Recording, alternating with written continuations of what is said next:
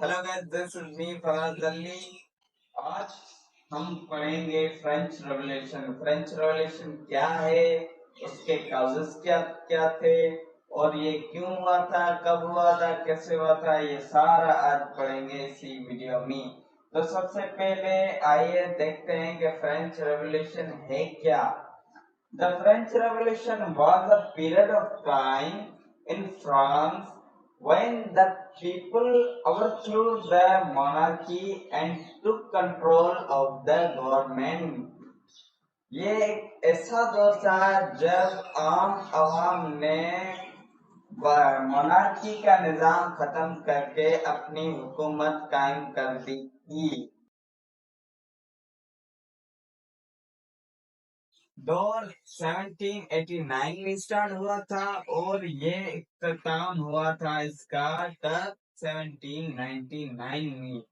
तो ये दौर पूरे 10 साल चला था जब आम आवाम ने मोनार्की का निजाम खत्म करके और अपनी गवर्नमेंट कायम कर दी थी। और इसी दौर को इसी फ्रेंच रेवोल्यूशन को पॉलिटिकल रेवोल्यूशन भी कहा जाता है। गरीब आवाम ने मोनार्की का निजाम खत्म करके अपनी हुकूमत लाई थी। अब ये मोनार्की क्या है, अब इसको पहले देखेंगे कि मोनार्की है क्या। मोनार्की एक ऐसा फॉर्म ऑफ द गवर्नमेंट है जो कि एक सिंगल पर्सन पूरे कंट्री या पूरे स्टेट पर रूल करता है और उसी की हुकूमत होती है। इसको कहा जाता है मोनार्की निजाम।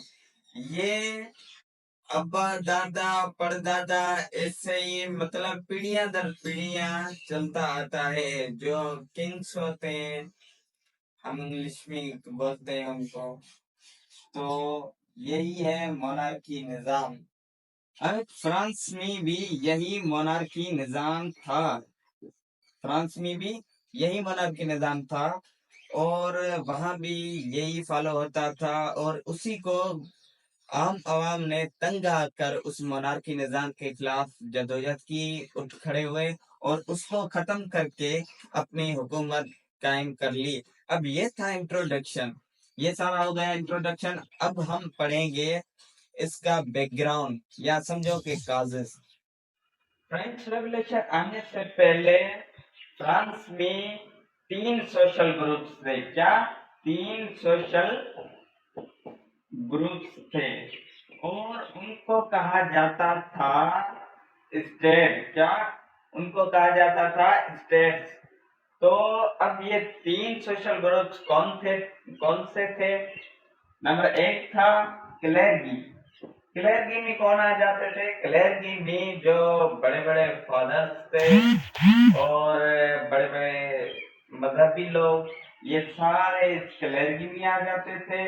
और जो दूसरा स्टेट था वो आता था नोबल्स का। नोबल्स में कौन से लोग आ जाते थे?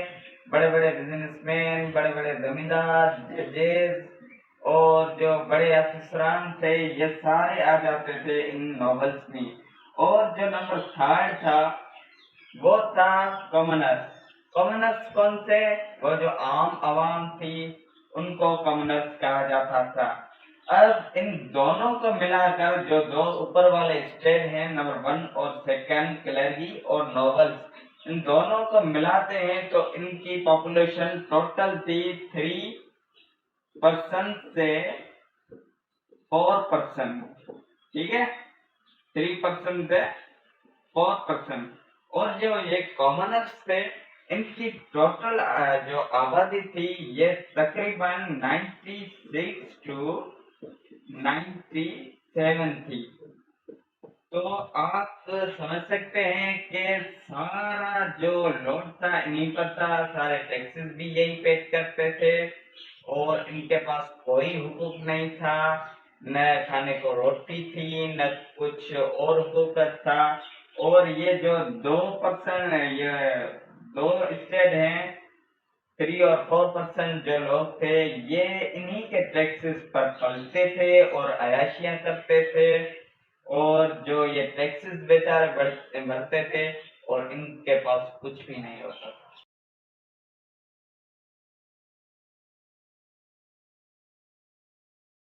یہ جو تھرڈ اسٹیٹ تھا یہی سب سے زیادہ ٹیکس پے کرنے والا اسٹیٹ تھا، اور انہی کے پیسوں پر، انہی کے ٹیکسز پر جو دو اوپر والے اسٹیٹ تھے وہ مزے کرتے تھے، وہ لگژریس لائف گزارتے تھے، اور ان بیچاروں کے پاس نہ کھانا ہوتا تھا، نہ ان کے لیے رولس اینڈ ریگولیشنز، نہ قانون، نہ حقوق، کچھ بھی نہیں تھا۔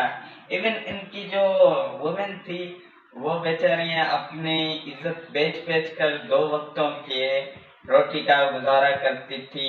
مطلب سمجھو ان کی زندگی کو جہنم بنا دیا گیا تھا۔ یہ حالت تھی فرانس کی۔ اب کیا ہوا کہ جب ان کے پاس کوئی حقوق نہیں تھا، کوئی نہ روٹی نہ کیا، تو وہ اس صورتحال سے تنگ آ کر انہوں نے کیا کیا کہ جو کنگ لائسسٹن تھا اس کے محل کے باہر سب چلے گئے، اور انہوں نے زور زور سے نعرے لگانے شروع کیے کہ روٹی روٹی روٹی۔